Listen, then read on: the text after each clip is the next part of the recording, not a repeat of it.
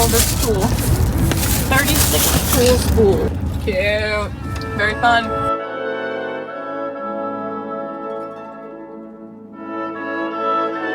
Hi, I am about to embark on kind of a big project, and so I want to take you along for the ride. Hopefully you will learn some tips and tricks and random sewing secrets along the way. So I have been tasked with sewing 27 teddy bear tutus.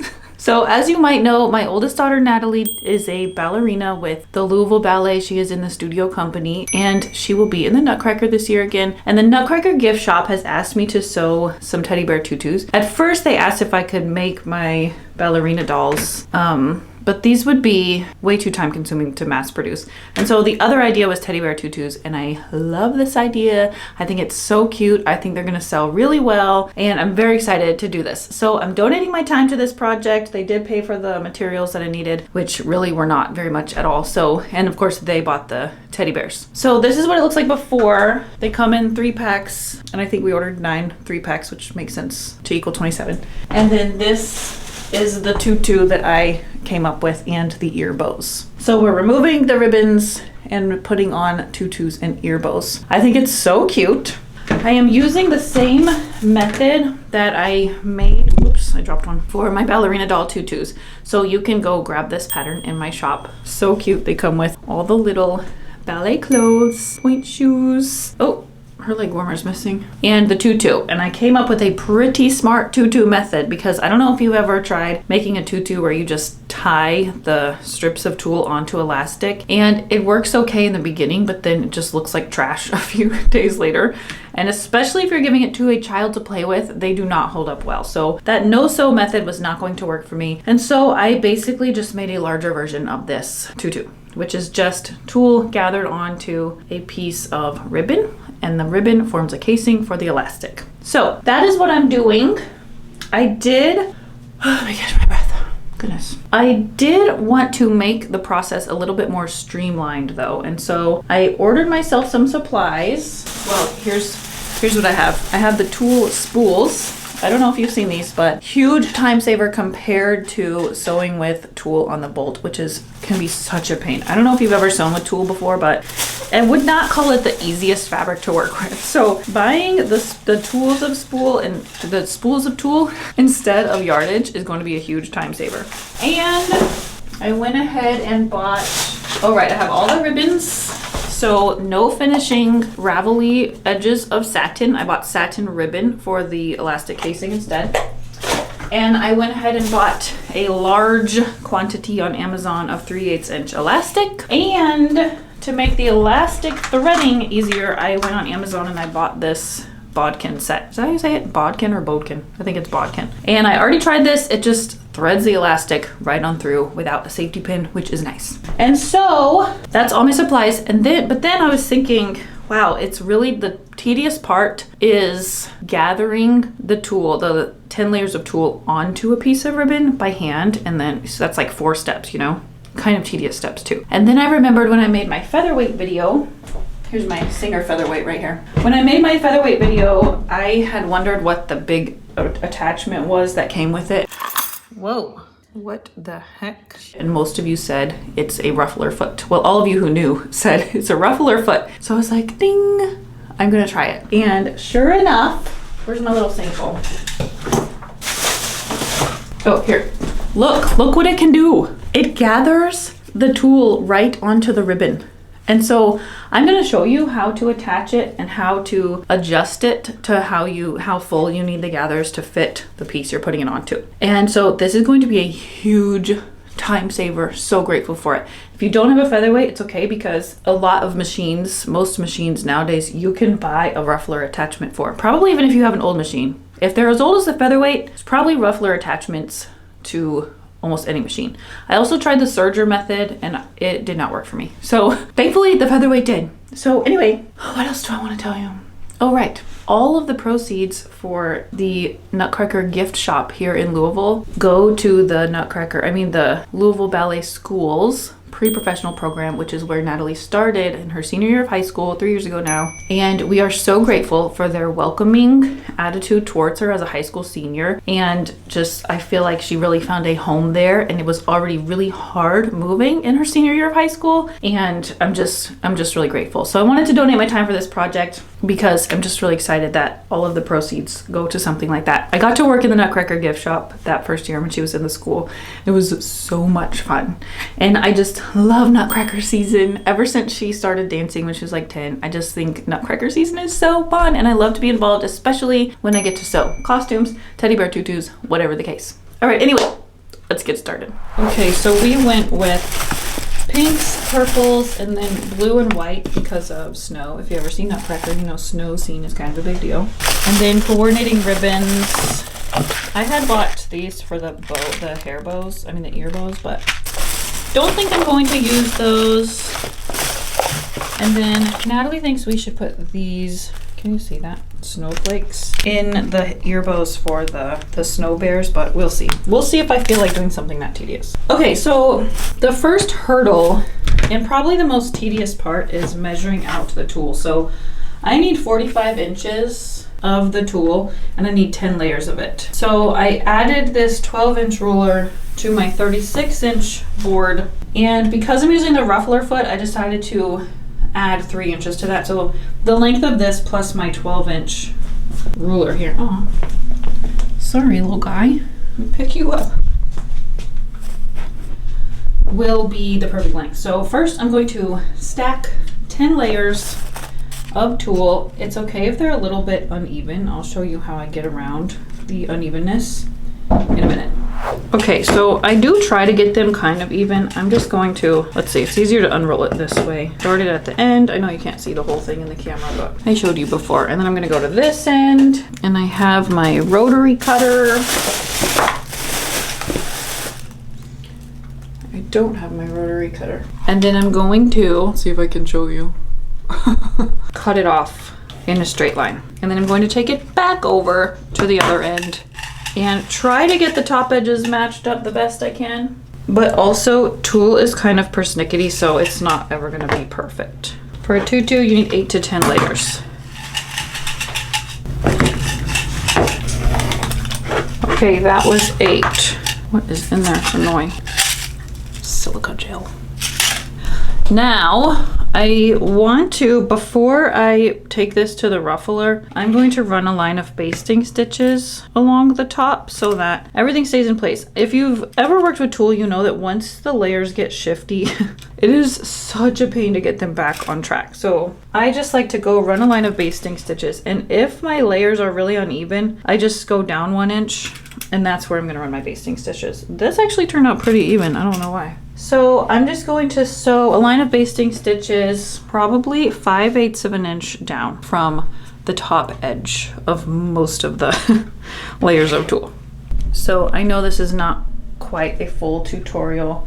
This is more of a vloggy style video because this teddy bear is bigger than like a Build-A-Bear. So these measurements wouldn't work for the average teddy bear anyway. But if you do want a pattern for a teddy bear tutu for like Build-A-Bear, and maybe also for an American Girl doll or an 18-inch doll, maybe I could make a pattern for both of those. So if there's enough interest in that, let me know in the comments and I'll get right on it. I could do that pretty quick. So let me know.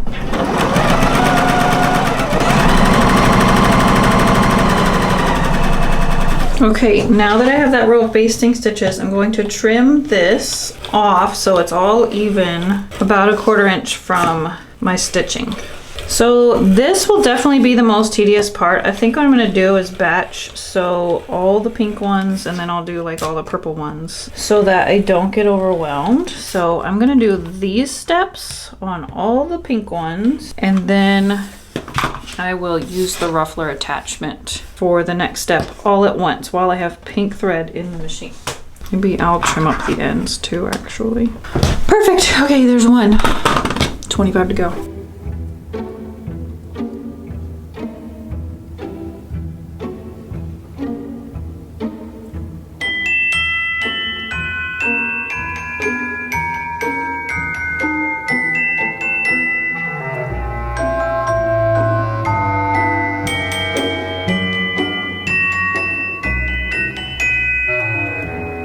Okay, I'm here with my featherweight. I'm gonna show you how the ruffler attachment works. There are a few other videos on this. I didn't find any of them very comprehensive. So there was some trial and error, so I'm gonna show you the best that I can. So what it does is my pieces are starting out like this, and they are ending up like this in just one step.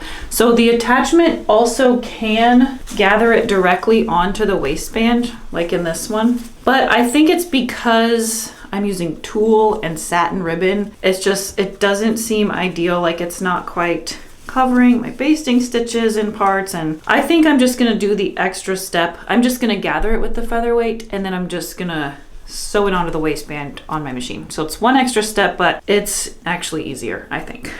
Okay, so let me show you. Okay, this is what the attachment looks like. I might take it off and show you how to install it in just a minute, but it's actually very easy. I really just don't want to mess with it because now I have it perfect, but make sure that you put this arm over the screw post, and it just attaches like a regular foot would. So you're going to take this foot off and just put this attachment on, and make sure that the little hook right here goes over the screw post, just like when you attach a walking foot to your machine. Okay, so there's three ways actually to adjust how full your gathers are going to be. This is the first. Basically what it's doing is making a pleat for every single stitch when you have this on one. If you move this over to the 6, it's going to make a pleat every 6th stitch, the 12 every 12th stitch. The star, I'm actually not sure. I'll have to look that one up. Okay, so then also your stitch length over here, your stitch length, the longer your stitch, the looser the pleats, and the shorter your stitch, the tighter the pleats. So I have mine on, let's see, about 10. But this little screw right here is the best way to adjust the gathers. If you make this screw turn inwards, the pleats get shorter. Gosh. Okay, if you tighten the screw, like make it be lower, the pleats are tighter. If you loosen the screw, make it be higher, the pleats get longer. So this can take some trial and error. I was basically trying to do half. So my ribbon is 22, my tulle is 45. So that's approximately half. And so you might just have to play with some scraps until the piece ends up the length that you need it to be. So this foot actually looks a lot more complicated than it is. So you have this finger right down here, and you need to position your piece underneath and around that finger. So only the finger is showing and the rest of the foot is covered by your fabric. You need to wedge it back there so that it's under the needle.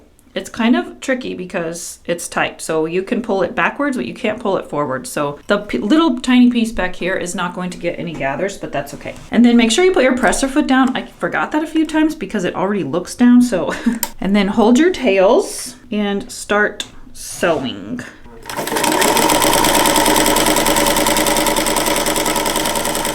See what's happening back here? Gathering up so nicely. If it gets stuck at the end, just wiggle your hand wheel towards you and it pulls loose. And then here's my perfectly gathered piece of tulle. Can you even believe that? Beautiful. So if you're doing this and you do want to attach it to a piece of fabric, the piece of fabric simply just goes under the entire foot. So I will set it up to show you, but I'm not actually gonna do it because I already have to undo the one that I did do.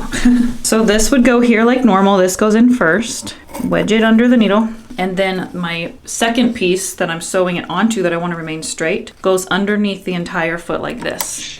And then it gathers it onto the base. All right, there you go. There's your little featherweight tutorial.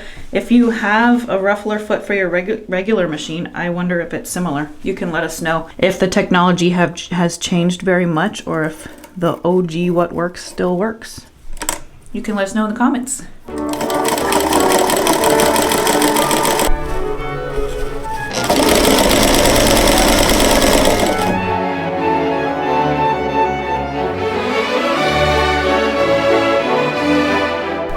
Okay, now I have my 22-inch piece of ribbon And I'm going to just stitch the tulle, the gathered tulle, onto one edge of this ribbon. I'm gonna try to do like a 1/4 inch seam. I left my tails long in case it gathered it more than I wanted. I can just pull some of the gathers out, but this isn't the kind of project where it matters like too much. So this is the next step on all 8 of these pink ones.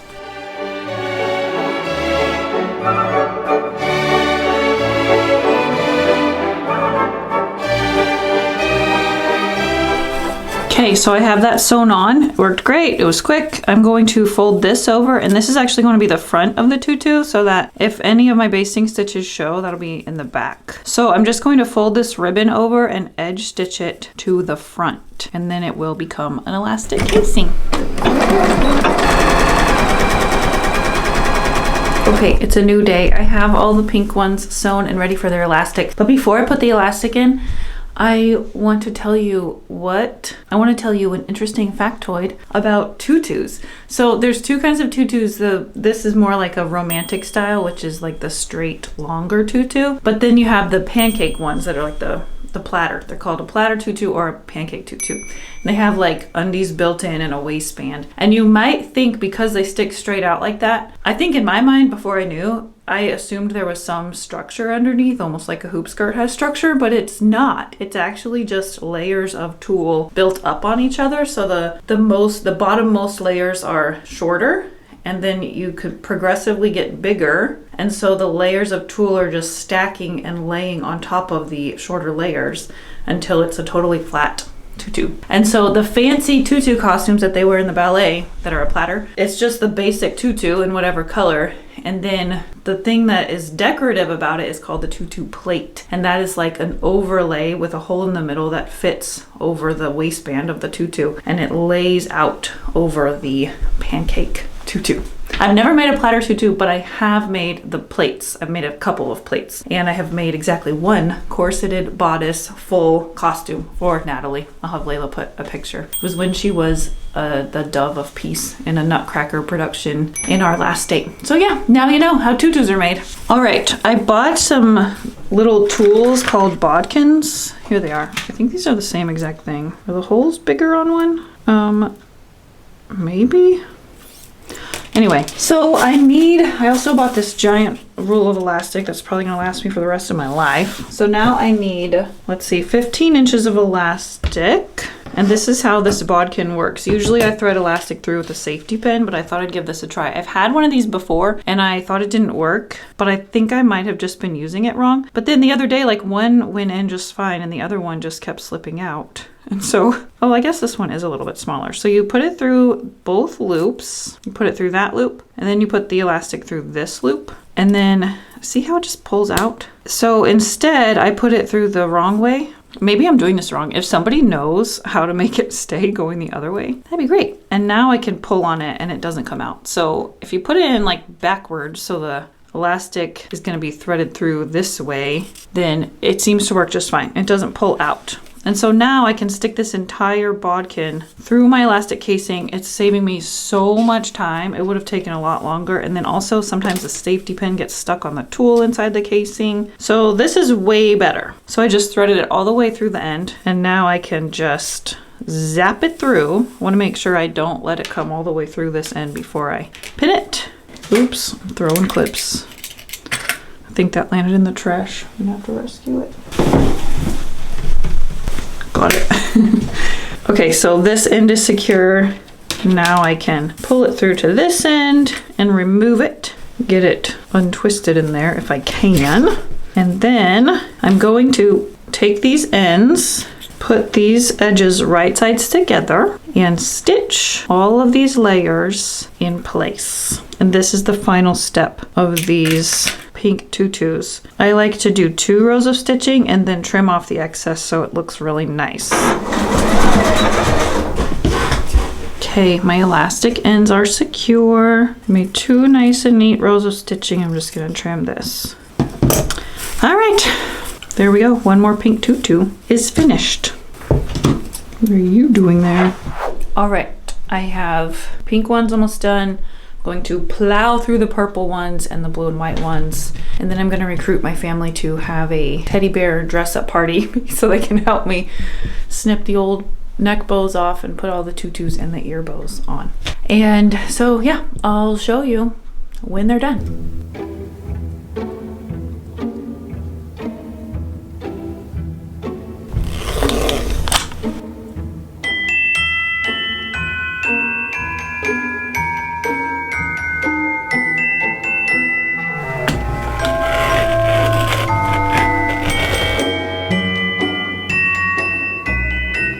I just found another shortcut. Instead of putting this ribbon casing on in 2 steps, I just pressed it in half and I'm putting it on in 1 step. It looks nicer and it is saving time. So I just hope this inspires you to find creative solutions. Projects like this where you're making a ton at once, there's always, almost always, easier ways to do things.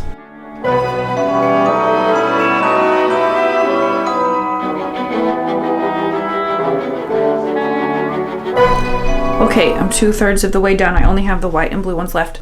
For some reason my featherweight ruffler was not liking this light purple tulle. It did fine in the pink and fine in the dark purple, but I can actually feel that those are a little bit like stiffer. For some reason the light purple is a little bit lighter weight, so I ended up using the gathering stitch that I already ran through here and just pulled that up until the piece measures 22 inches and then sewing it into the casing. And the 1-step casing, pressing it in half and then just stitching it on, worked great. So I always try to say that there's more than one way to do almost everything in sewing, and especially when you're batch sewing this many of something that could be really tedious, it is important and kind of fun to find shortcuts.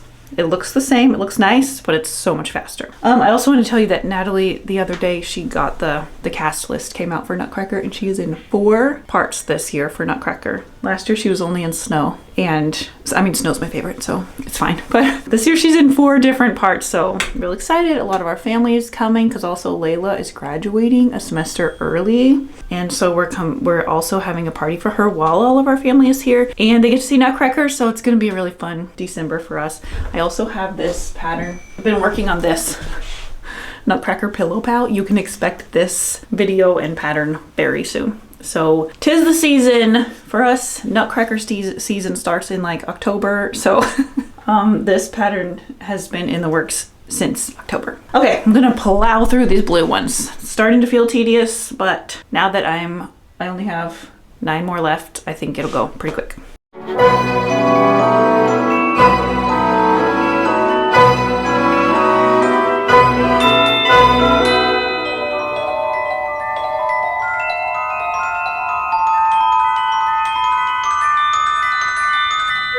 Okay, I have 2 things to tell you before I move on to making all the little hair bows. My daughters and I are gonna watch Dancing with the Stars later, so that's like perfect time to make 54 hair bows, ear bows. Anyway, I keep calling this a bodkin. This is the first thing. I keep calling this a bodkin, and it actually came in a set of several elastic threading tools, and I don't think this is the bodkin. I think the bodkin is this little metal thing. I think this is just called an elastic threading tool. I couldn't find this outside of the set, so hopefully I'll get some use out of these too, but just to correct myself, or if you know for sure what to look for if you just want this, let me know.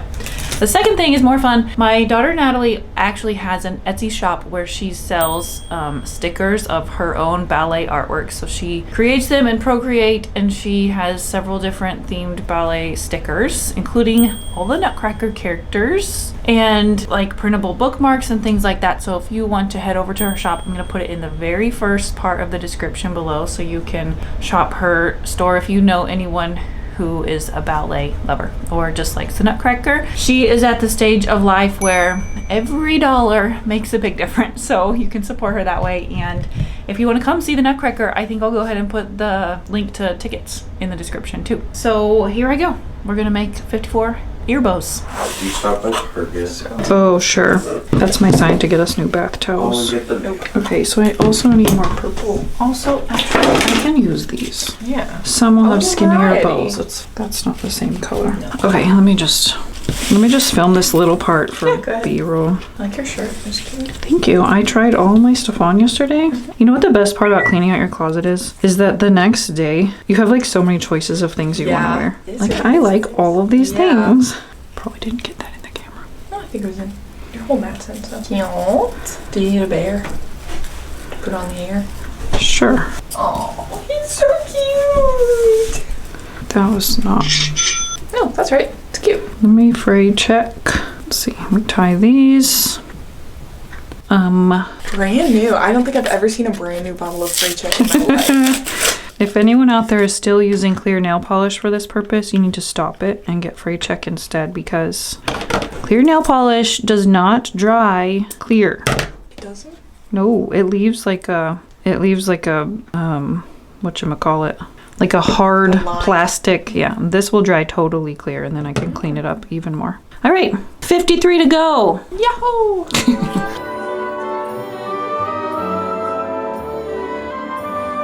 Wait, show me your perfect bow. This one.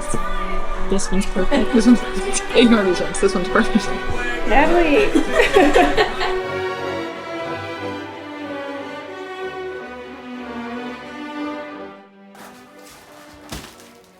Repping.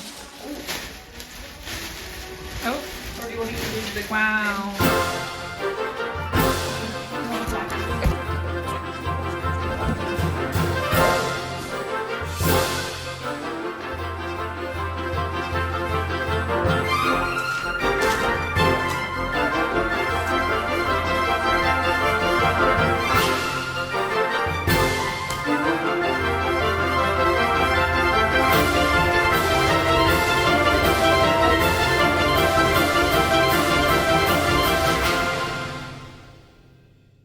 Why do we? Because we have bows still.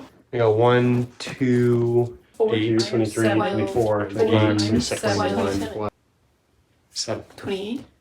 3, 4, 5, 6, 7, 8. No, they don't. They're the same. Oh. So what are you gonna do? Oh, I'll just make another one. And then right after I make it, it'll turn up.